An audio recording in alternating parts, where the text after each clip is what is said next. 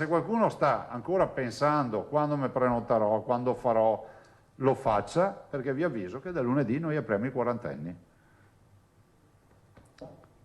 E la partita è chiusa, nel senso che poi ti puoi vaccinare ancora, ma ti metti in coda. Il presidente Luca Zaia spinge ancora una volta sull'acceleratore della campagna di vaccinazione con un nuovo appello ai cinquantenni. Prenotatevi subito, ci sono 200.000 posti liberi.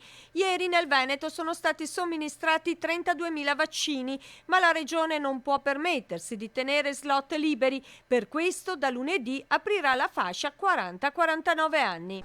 Da lunedì 40-49 anni, ovviamente seguendo sempre il criterio delle età nella certezza di mettere in sicurezza, diciamo, in maniera proprio estrema questa ultima fascia d'età. Dopodiché io ci vedo dopo solo una possibilità, che è quella di cominciare a allargare a chi vuole vaccinarsi, punto. E nel corso della conferenza stampa il presidente Zaia ha annunciato la data dell'apertura del nuovo tratto di superstrada pedemontana da Bassano Ovest a Montebelluna. Il 28 ci sarà l'apertura e inaugurazione, sono 35 km da Bassano a Montebelluna.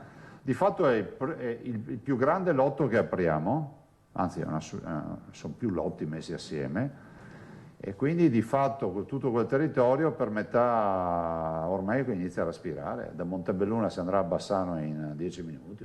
Una data che i cittadini e le imprese del Bassanese segneranno in rosso sul calendario, un giorno storico per un territorio che da sempre soffre sotto il profilo dei collegamenti viari, soprattutto verso il Trevigiano.